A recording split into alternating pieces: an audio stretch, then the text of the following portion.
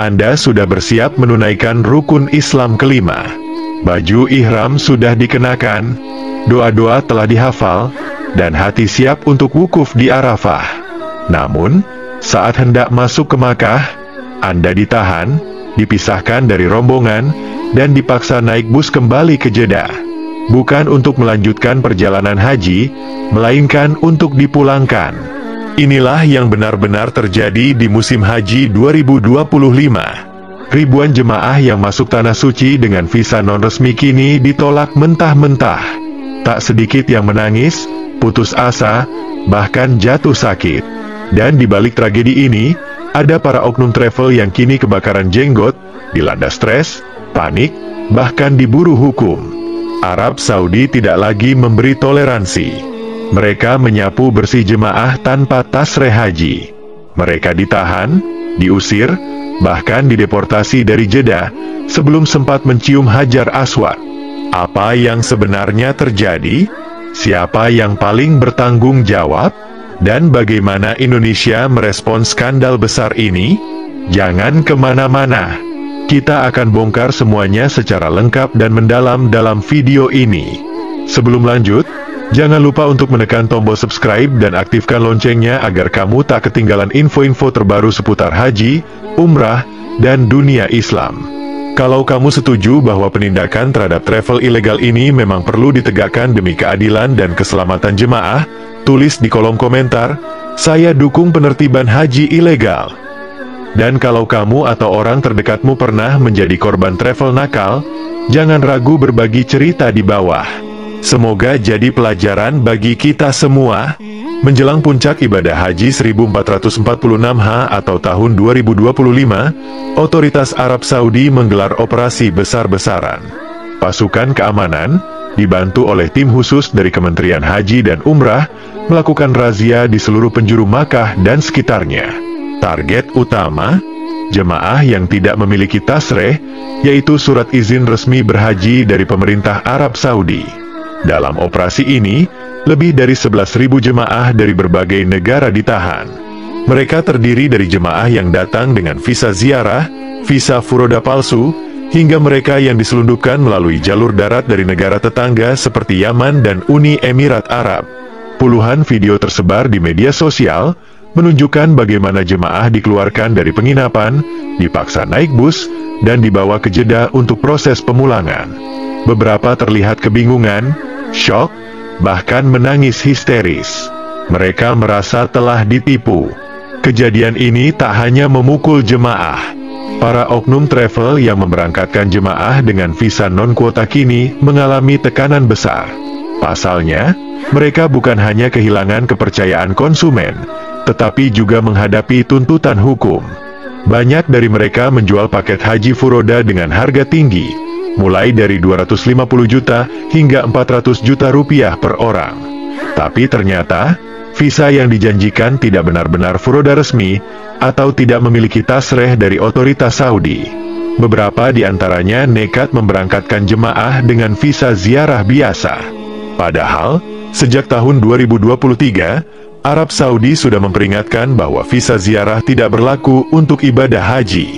Kini, para pemilik travel tersebut menghadapi tuntutan dari keluarga jemaah, sanksi hukum dari pemerintah Indonesia, ancaman blacklist dari Arab Saudi.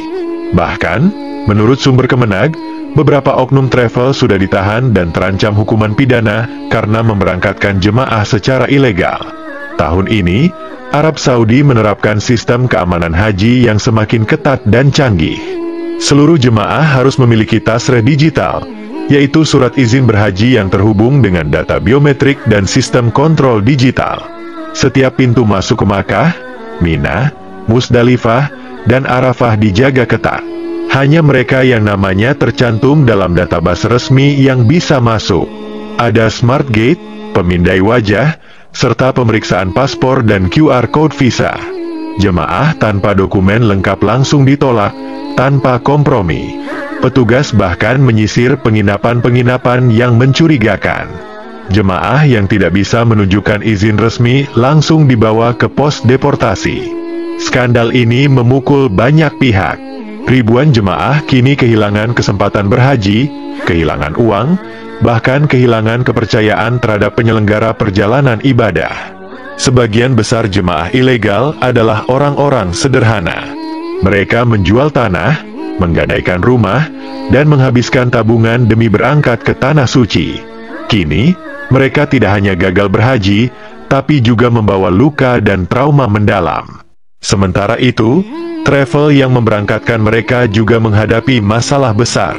Tuntutan ganti rugi, kerugian hingga miliaran rupiah, ancaman pencabutan izin operasional, diblokir dari sistem visa Saudi untuk tahun berikutnya. Kondisi ini membuat para oknum travel benar-benar stres berat. Beberapa dikabarkan mengalami gangguan mental akibat tekanan dari keluarga jemaah dan media sosial. Pemerintah Indonesia melalui Kementerian Agama tidak tinggal diam. Setelah menerima laporan dan bukti-bukti dari Saudi, Kemenag memanggil puluhan travel yang diduga terlibat dalam pemberangkatan jemaah ilegal. Beberapa travel sudah dicabut izinnya, sementara lainnya dalam proses penyelidikan. Kemenag juga mengimbau kepada seluruh masyarakat untuk tidak tergiur dengan tawaran berangkat cepat tanpa antre. Kementerian menghimbau agar calon jemaah berhaji melalui jalur resmi yang sesuai kuota dan prosedur. Pihak kepolisian, Bareskrim, serta PPATK juga turun tangan menyelidiki aliran dana yang mencurigakan. Haji adalah ibadah puncak yang penuh kemuliaan.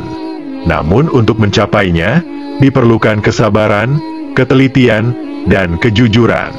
Musim Haji 2025 telah menjadi pelajaran keras bagi semua pihak, baik jemaah maupun penyelenggara, bahwa tidak ada jalan pintas untuk berhaji. Tidak ada cara curang yang bisa menembus sistem keamanan Arab Saudi hari ini. Sebesar apapun uang yang dikeluarkan, jika tidak melalui jalur resmi, maka ibadah itu tak akan terlaksana. Dan yang lebih menyakitkan, bisa jadi malah berujung petaka. Semoga ke depan, masyarakat lebih selektif memilih travel, dan travel lebih jujur melayani jemaah. Jangan biarkan ibadah suci ternodai oleh nafsu bisnis semata. Kalau kamu merasa informasi ini penting dan bisa menyelamatkan banyak orang dari penipuan travel, bantu sebarkan dengan klik share, dan pastikan kamu subscribe agar tak ketinggalan update penting lainnya. Tinggalkan komentar, pendapat, dan pengalamanmu di kolom di bawah. Terima kasih telah menonton sampai akhir. Sampai jumpa di video berikutnya. Wassalamualaikum warahmatullahi wabarakatuh.